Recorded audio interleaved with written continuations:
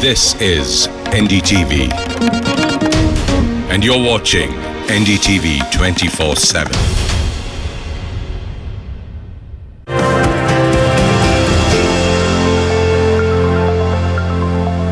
Welcome. You're watching Living with COVID. I'm Rishika Barua. Joining us is a panel of expert doctors who will help you navigate with life in a pandemic. We have with us Dr. Upendra Kaul. He's the chairman of the Cardiovascular Sciences and the Dean of Academics and Research at the Batra Heart Care Institute here in New Delhi. We also have with us Dr. Samiran Das. He's a consultant endocrinologist at the Health World Hospital. He's also a diabetologist. He's joining us from Guwahati in Assam. We have Dr. Sunetra Mandal.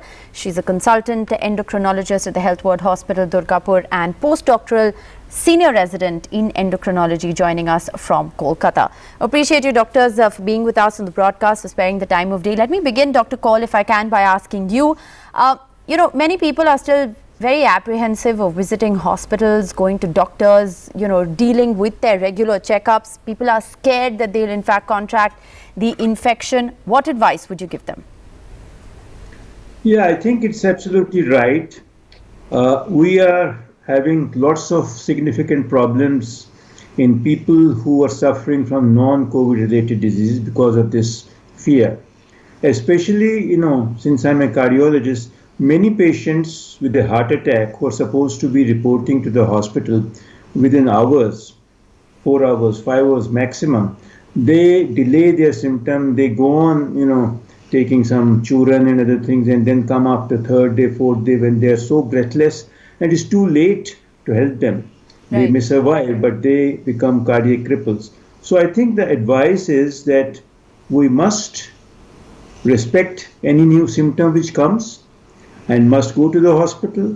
If it is a serious symptom like acute chest discomfort, shortness of breath, syncope, means unconsciousness, must rush to the hospital. And all the major hospitals, even if they are having COVID beds, there are different pathways. There are the green pathways, there are the yellow pathways, and there are the orange pathways. Okay. So they will take you in the casualty and then screen you out and then send you quickly. Even if a COVID patient gets heart attack, we do not deny treatment to them. We have all the PPEs and everything ready, cath lab ready, and we do the primary angioplasty. So I think this myth should go away that if we visit the hospital, we are getting COVID infection. So that's not good. Well, I would suggest that in the current situation, patients should make the maximum possible utilization of teleconsultation services. And of course, for patients who need to get to the hospital, then can get assured that almost all healthcare facilities are taking some steps or the other to ensure patient safety. It starts with screening at the point of entry with questions regarding possible symptoms of COVID-19, which includes, apart from fever, sore throat, cough, etc., also characteristic features like loss of sense of smell or taste, any recent contact history, and thermal scanning using the non-contact infrared thermometers. And those who are suspects of COVID-19 are being isolated from the rest of the patients into maybe a separate waiting room or being shifted to dedicated flu or fever clinics.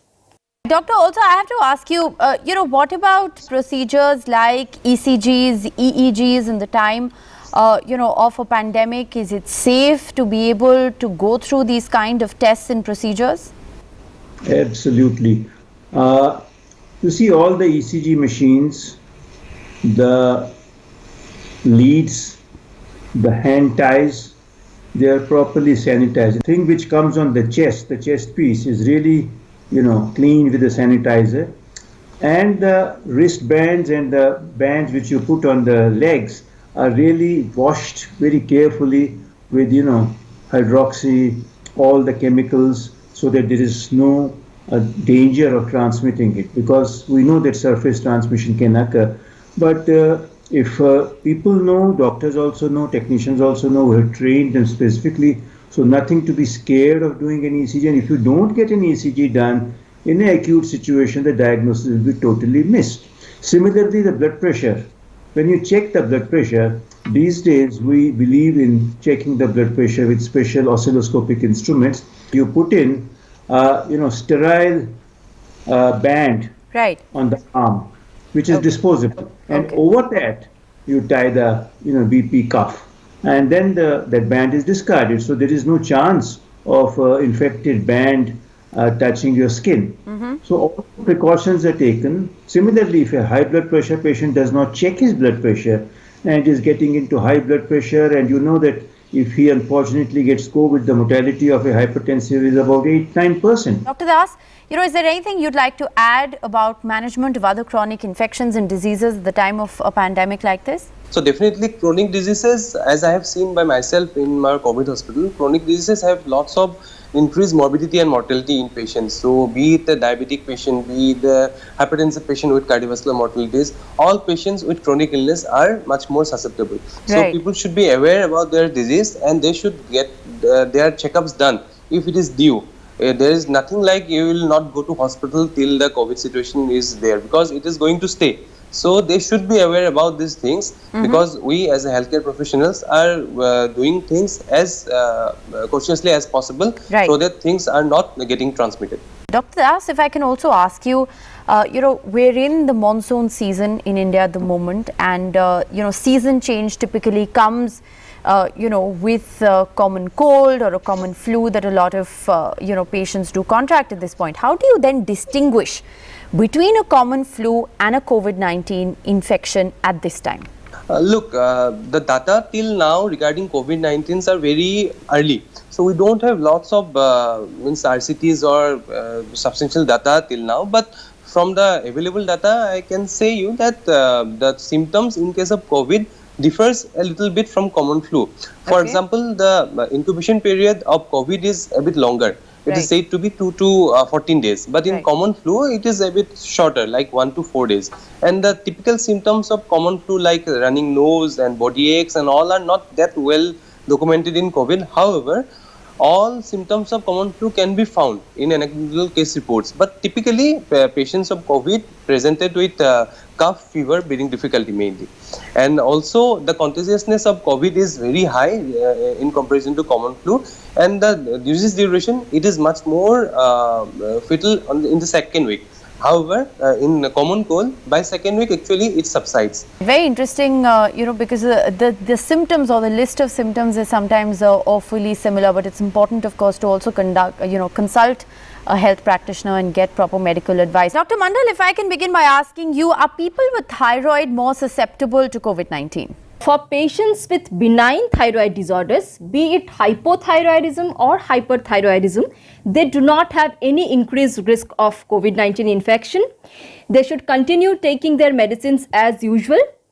For a rare group of patients who have thyroid eye disease or severe thyroiditis with neck pain, etc., who need to be put on steroids or other immunosuppressions, these are the only group of patients who possibly have an increased risk of infection.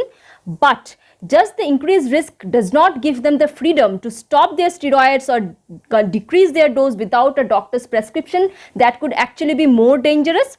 For those with thyroid cancers, most get cured with surgery or radioiodine ablation. They have no increased risk. For again the minor subgroup of thyroid cancer patients who are receiving chemotherapy or radiotherapy, they have slightly more risk, not slightly, they have more risk as compared to the general population. And a rare side effect but important one is that patients with hyperthyroidism often need a medicine known as carbimazole.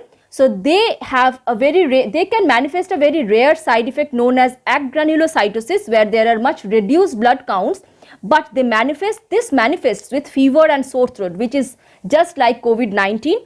In any case, these patients should seek medical attention as soon as possible, because agranulocytosis, if it occurs, is 1,000 times deadlier than COVID-19. Dr. Kaul, what is the current discharge policy for patients who are being, home quarantined? When do you, exit the phase of home quarantine? When do you know that you're absolutely fine and it's safe for you to step out so you don't pass on the infection onto another person?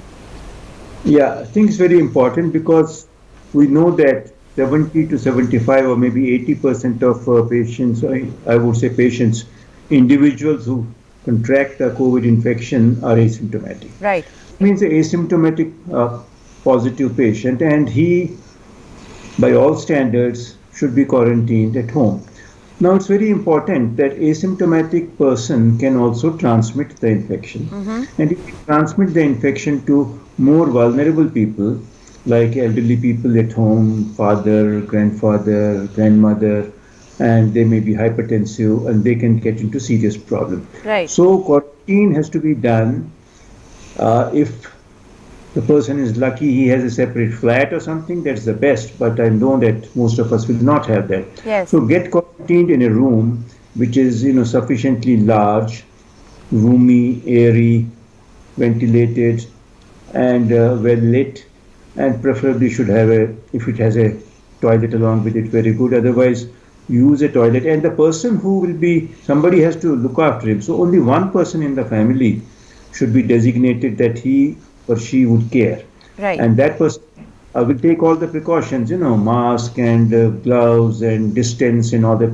But still, it should be definitely tested after some time because it's basically 14 days quarantine. Right. And the day 14 days are over, then you are out of quarantine, and then you must go to a doctor who is, appointed by the government or in Delhi, the Delhi administration. Yes. You go there, and he or she would give you a certificate that you have completed this But period. does the 14 days, when you say 14 days, Dr. Kaul, does day 1 count as the day you began showing symptoms, or is day 1 the day you contracted, or rather you tested positive?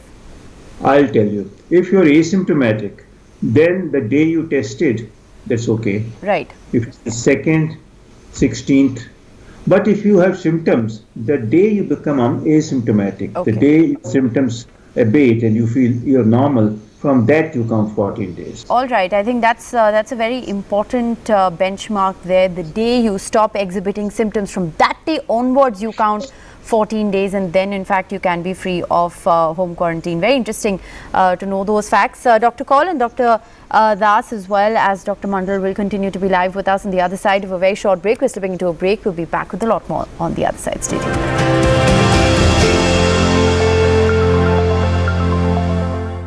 Knowledge Partner, USV, your reliable healthcare partner. I crave for those unforgiving roads, the sun in my eyes, that roaring engine come alive. Just can't wait. Choose the new BMW Easy Start plan. KR Mangalam University, an educational hub for innovation and creativity, ensuring a safe and secure learning environment. Your destination success. तेरी favourite फिर से दाल। माँ, रोहन की mom ने भेजा। Nice no? तुझे safety का बिल्कुल ख्याल नहीं? Zomato है तो सेफ है। Zomato Max Safety मतलब always safe. From the kitchen to your doorstep. Your Max Safety, our priority. कूका तुलसी गिलोय अर्क, इसमें तुलसी के साथ गिलोय भी है। इसका रोजाना इस्तेमाल आपकी इम्यूनिटी बढ़ाता है। कूका तुलसी गिलोय हमारी इम्यूनिटी के लिए। Mahatma Gandhi, father of the nation, envisioned country's development focusing villages and rural India. Following the path shown by Bapu, Chhattisgarh government of Shri Bhupesh Baghel is on its way to fulfill his dreams. Bhupesh Baghel government is going to launch a revolutionary scheme for the first time in the country that will offer a big impetus to the rural economy in the state. Chhattisgarh government's Godhan Nyay Yojana will commence from 20th July 2020 on the auspicious day of Hareli festival, with the same objective to provide additional income and direct benefits of employment to farmers and people engaged in livestock. The government will buy cow dung from cattle herders and farmers at ₹2 per kg, which will be used to make vermicompost. This will promote zero budgeting and organic farming. गोधन न्याय योजना उसी दिशा में उठाया गया एक और कदम है। हमारे गांव के अर्थव्यवस्था को ताकत देंगे और उसे अपने पैरों पर खड़ा करने का काम करेंगे। The Godhan Nyay Yojana is an exemplary example of commitment of the Chhattisgarh government, the intention of service and promise for justice. Welcome to T square K square यानी घर घर की कहानी। तो आइए समझते हैं घर पे पढ़ाई की लड़ाई क्यों होती। मेरी पढ़ाई का प्रेशर मॉम डैड लेता है और फिर मुझे दे देते हैं। अब मैं कोई बच्ची हूँ। कभी खुशी कभी गम। कभी कभी नहीं, मैं हमेशा बायजूस से पढ़ती हूँ। विद विजुअल कॉन्सेप्ट उनकी ब्रिलियंट टीचर्स सब समझा देते हैं, करण से लेकर अर्जुन तक। With visualizations, concept learning and movie-like videos, Byju's is the best way to learn at home. तो पढ़ाई की लड़ाई खत्म करो। Let's download the Byju's app now. Amity has been ranked India's #1 not-for-profit private university for 7 years by India Today, a testament to Amity's world-class quality.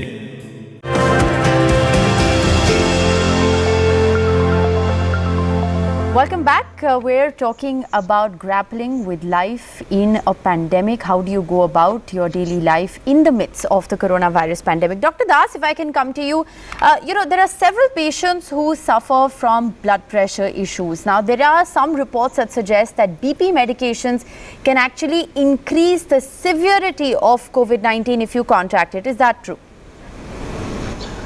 Look, initially when this pandemic started, there was some fear about this BP medicines, specifically ACE inhibitors and ARBs, which are the mainstay of treatment nowadays. But the thing is, initially the patients who were hypertensive were basically presenting, so there are some certain fears. But in the month of May, I think 7th May, WHO has come up with a scientific statement that there is no such thing about those BP medicines. There were around 15 to 16 studies, 7 or 8 were them from China, and others include UK, Italy, US and all. So all these studies were unanimous in giving this final verdict that BP medicines, specifically these two I have mentioned, are not of any harm in case of COVID-19 infection. In fact, the patients who are hypertensive should be taking care of their BP much more frequently and much more consciously in this time. So there is no such thing, and all the cardiological bodies, Dr. Kaul will admit it, have also come up with their statements stating that there is no contraindications. All right, Dr. Kaul, what about gestational diabetes? How can that be managed during a pandemic? All these patients should be started on insulin. We should not toy with the oral drugs in this situation, because not only because of their teratogenic effect, their problems on the fetus, but as you know that insulin is the safest agent to be used in an infection, especially COVID infection. The requirement of insulin also increases, the requirement of drug can increase, so requirement of insulin can be easily balanced. Besides that, all the healthy measures like, weight management, the diet, having a lot of proteins, taking vitamin D, vitamin C, calcium, plenty of milk, all those things. But, pharmacological treatment should be with insulin. Dr. Das, would you like to add anything?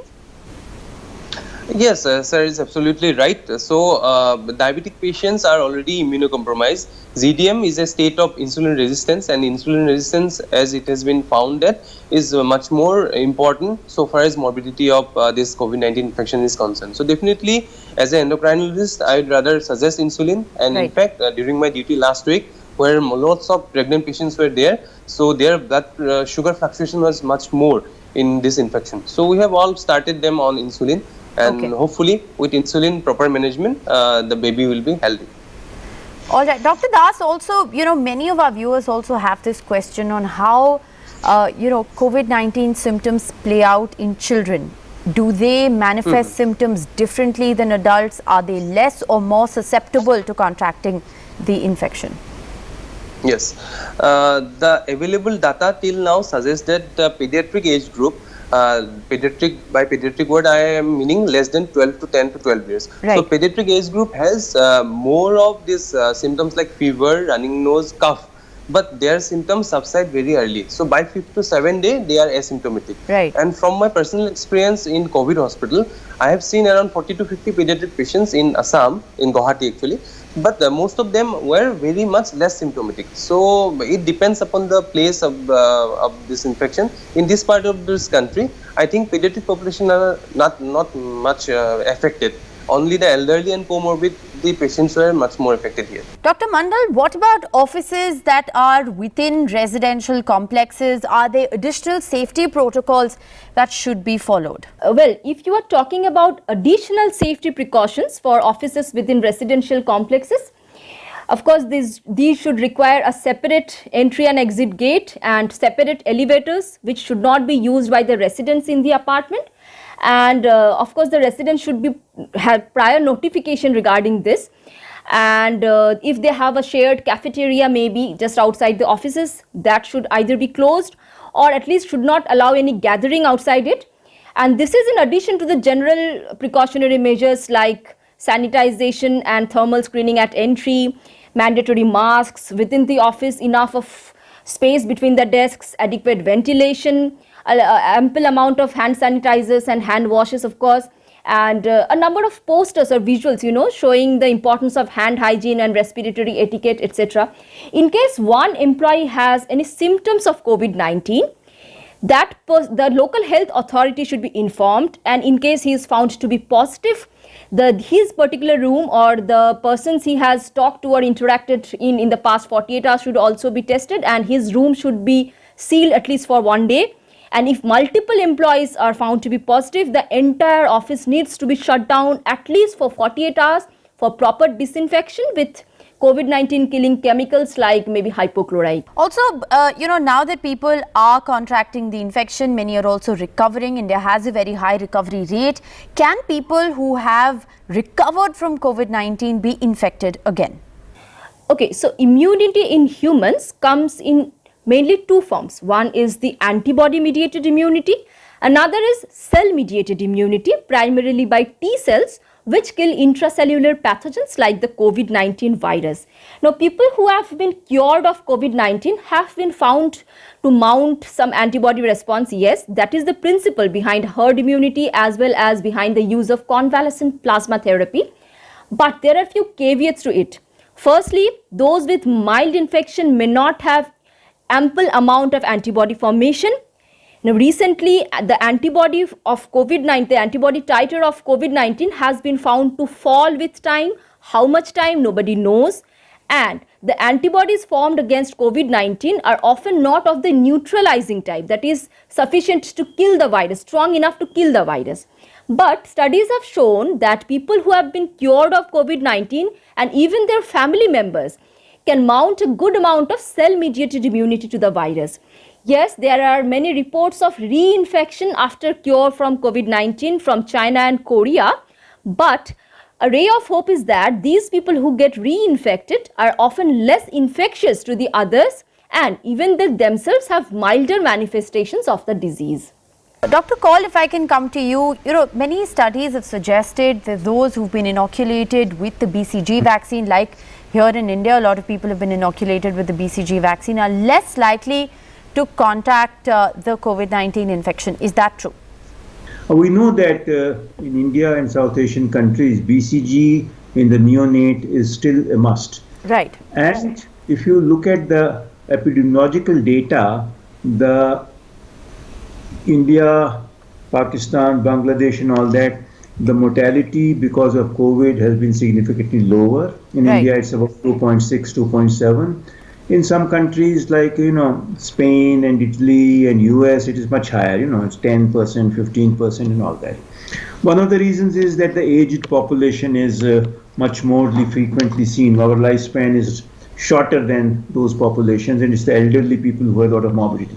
But then it has been seen that BCG, which is against tuberculosis, once again, we don't know how BCG prevents tuberculosis. It basically gives some kind of immunity, non-specific immunity. And it has been also seen that it also gives some kind of a non-specific immunity against some respiratory diseases like some influenzas, and also against sepsis, which is not related to tuberculosis. Right. There are two very large studies which have started to look at this hypothesis, one from Australia and one from Europe. Right. And Europe is a multi-country study, which is trying to see what is the utility of injection of BCG. But for us Indians, the Serum Institute of India, which is one of the government subsidiary bodies, because we are all BCG vaccinated. So what we're trying to see is to re-inoculate, do a BCG vaccine in high-risk populations like healthcare workers, contacts and others. And before taking them into the study, we do a COVID test by RT-PCR and see if they are negative, and then give this injection, give this vaccine, and follow them for 5 months. Right. And during the end of 5 months, we look at their immune complexes in the blood and other things and see whether they are more immune to get infections. Maybe we can blunt the attack of this. All right, I think that's very interesting insight as well. Thank you so much, doctors, for sparing the time of day to answer our questions so very patiently. Thanks so much for being with us.